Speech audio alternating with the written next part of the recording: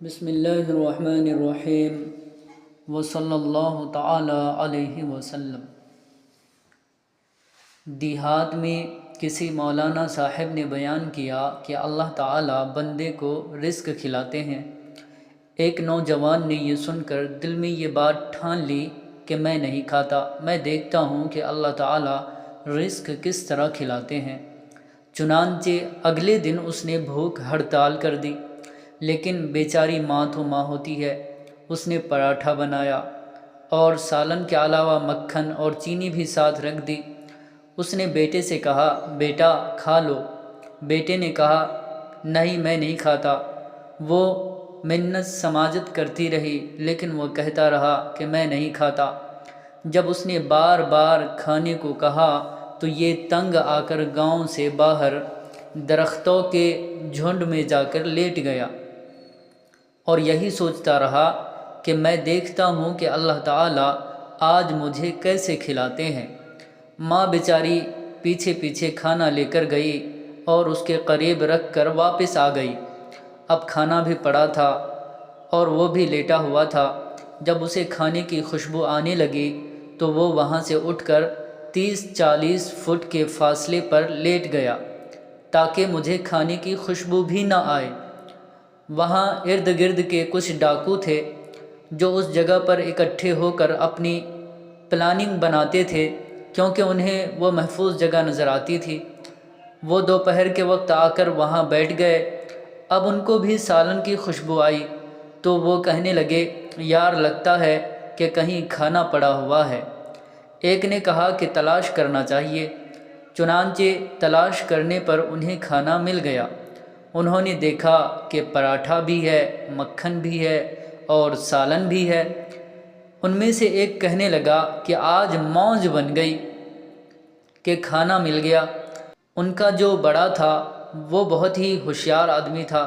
اس نے کہا، چپ کرو، مت کھانا، مجھے لگتا ہے کہ کسی بندے نے ہمیں مارنے کے لیے اس میں زہر ملائی ہوئی ہے، اور اگر کسی نے ملائی ہے تو دیکھو وہ کہیں نہ کہیں قریب چھپا ہوا ہوگا۔ جب انہوں نے ادھر ادھر ڈھونڈنا شروع کر دیا تو دیکھا کہ وہ صاحب ایک جگہ لیٹے ہوئے تھے۔ انہوں نے اسے بالوں سے پکڑ لیا اور کہا، او تم نے اس کھانے میں زہر ملائی ہے؟ اس نے کہا، نہیں میں نے تو نہیں ملائی۔ انہوں نے کہا، پھر تم نے یہ کھانا یہاں کیوں رکھا ہے؟ لگتا ہے کہ تو ہمارے ساتھ کوئی مکر کر رہا ہے۔ انہوں نے متفقہ طور پر یہ فیصلہ کیا کہ اسی کو پہلے کھانا کھلایا جائے۔ چنانچہ انہوں نے اسے کھانا کھانے کو کہا تو وہ کہنے لگا، جی میں نہیں کھاتا۔ اب ان کو پکا یقین ہو گیا کہ اس میں زہر ہے۔ انہوں نے پھر کہا کہ پہلے کھاؤ۔ اس نے پھر وہی جواب دیا۔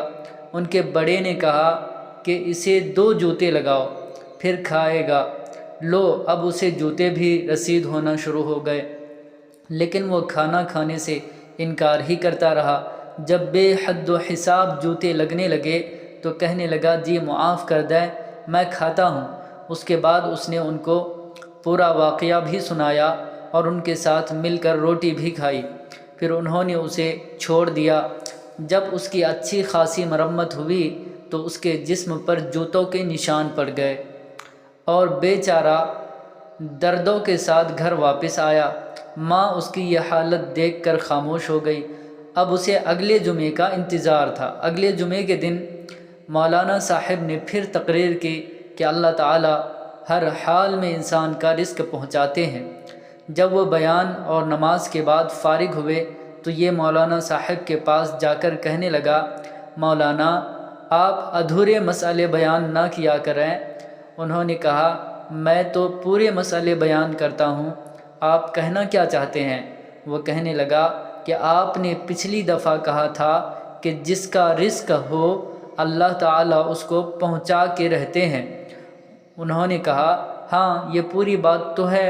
وہ کہنے لگا، جی نہیں یہ پوری بات نہیں ہے، پورا مسئلہ یہ ہے کہ جس کا رزق ہو اللہ تعالیٰ اس کو پہنچا کے رہتے ہیں، اور جو رزق نہ کھانا چاہے اللہ تعالیٰ اس کو جوتے مار مار کے کھلاتے ہیں۔